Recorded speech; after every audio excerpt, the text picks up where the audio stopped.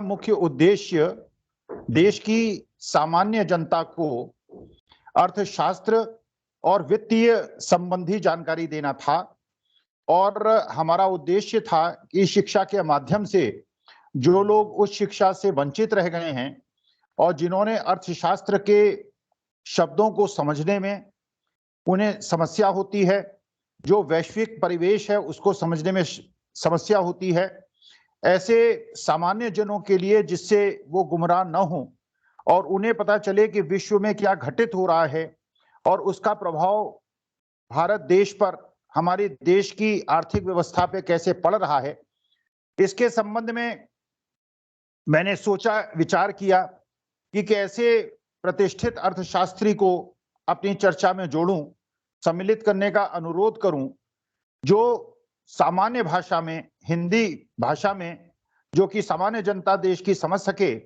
उनको संबोधित किया जा सके और उनको समझाया जा सके कि विश्व में क्या घटित हो रहा है और जो विश्व में घटित हो रहा है उसका भारत की अर्थव्यवस्था पे क्या प्रभाव पड़ने की संभावना है।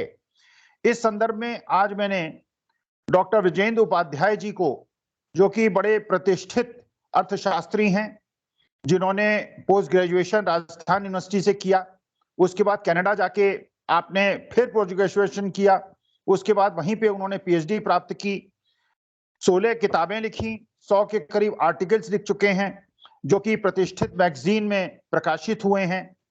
और डॉक्टर उपाध्याय ने कनाडा में भी कई यूनिवर्सिटीज में बच्चों को शिक्षा दी, अर्थशास्त्र की शिक्षा दी और आईआईटी दिल्ली में भी करीब 16 साल तक उन्होंने पढ़ाया और छात्रों को अर्थशास्त्र के जो गूढ़ सिद्धांत हैं वो बताने का प्रयास किया। तो उनका छात्रों से संबंध रहा, आज भी कई प्रतिष्ठित विश्वविद्यालयों में उनका संपर्क है, टीवी डिबेट्स में आते हैं और चर्चाओं में रहते हैं और उन लोगों से चर्चाओं में रहते हैं जिनको विश्व के आर्थिक परिवेश के बारे में और देश के परिवेश के बारे में और उनके अंतर संबंध के बारे में पूरी जानकारी है। तो मैंने उचित समझा कि ऐसे समय में, जबकि विश्व की आर्थिक परिस्थिति कैसे बदल रही है और भारत की अर्थव्यवस्था पे उसका क्या प्रभाव पड़ेगा और कैसे हम उसके लिए तैयार हो सकते हैं, तो मैंने डॉक्टर उपाध्याय को आमंत्रित किया और मेरा सौभाग्य है कि आज मेरे मंच पे वो आए और उन्होंने अपना समय निकाल कर जो मेरे दर्शक हैं, श्रोता हैं, उनको संबोधित करने का जो मेरा अनुरोध था उसको स्वीकार किया। तो डॉक्टर उपाध्याय को मैं प्रणाम करता हूं, उन्हें नमस्कार करता हूं और उनसे निवेदन करता हूं, उनसे अनुरोध करता हूं कि कृपा करके ये बताएं कि इस समय जो विश्व की अर्थव्यवस्था है उसका क्या रूप है और विश्व की आर्थिक व्यवस्था जो है, अर्थव्यवस्था है, ये किस प्रकार से अंगड़ाई ले रही है, किस प्रकार से परिवर्तित हो रही है, ये जरा थोड़ा प्रकाश डालें जिससे जो मेरे श्रोता हैं, जो दर्शक हैं, वो ये समझ सकें कि आर्थिक परिवेश जो विश्व का है वो कैसे बदल रहा है। तो डॉक्टर उपाध्याय, आपसे निवेदन है कि आप संबोधित करें। हाँ, ये आपने जो विषय उठाया है ये बहुत ही जरूरी है इसको समझना, क्योंकि ये एक ऐसा जमाना है जिसमें कोई भी अर्थव्यवस्था अपने आप अलग से काम नहीं करती। हाँ, ग्लोबलाइजेशन का पीरियड है, हालांकि बहुत सारे जो चेंजेस आ रहे हैं उससे ग्लोबलाइजेशन की प्रोसेस पे भी फर्क पड़ रहा है, लेकिन हम किसी न किसी रूप से तो एक दूसरे से जुड़े होते हैं।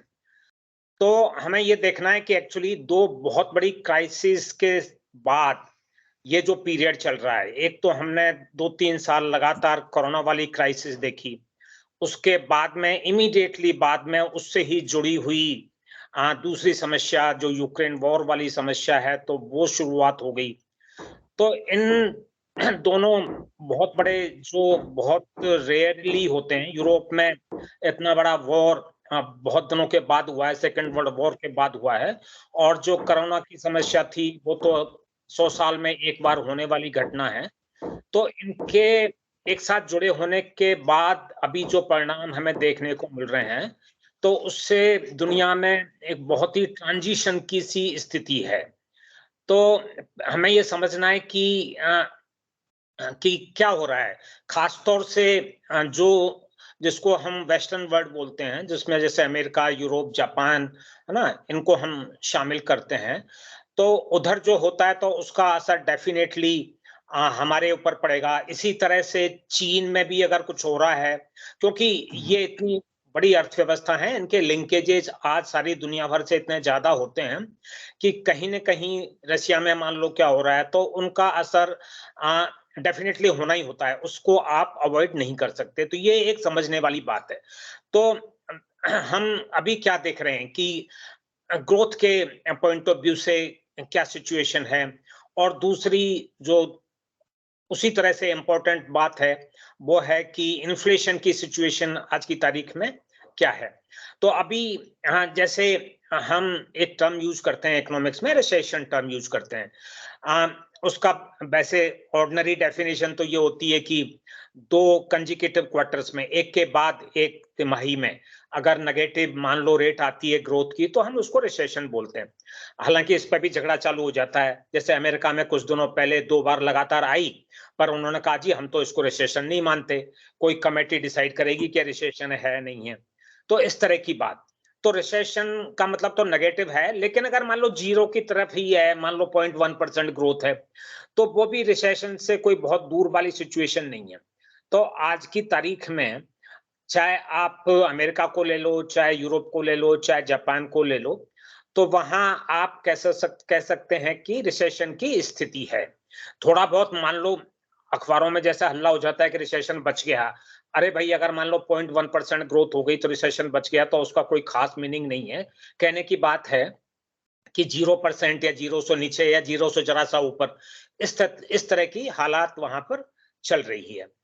और साथ-साथ में जो दूसरी बात है, वो ये है कि इन्फ्लेशनरी प्रेशर्स भी बना हुआ है।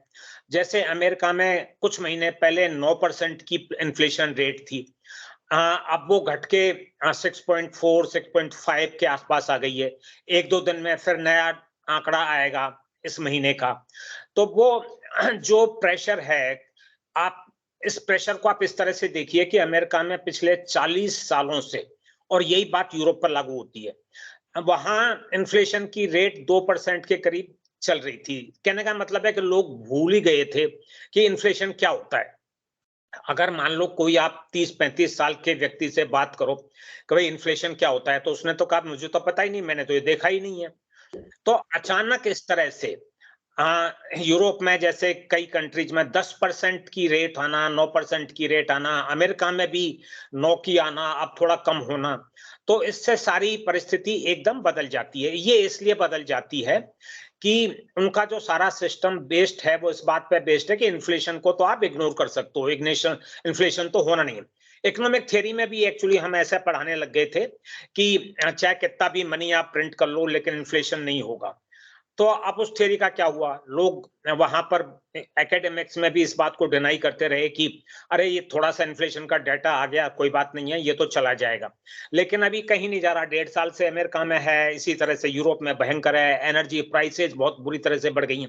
हालांकि जब इस बात पर बहस होती है कि भाई कौन से कंट्रीब्यूटिंग फैक्टर है, तो यहाँ पे काफी डिबेट होती है। हम जैसे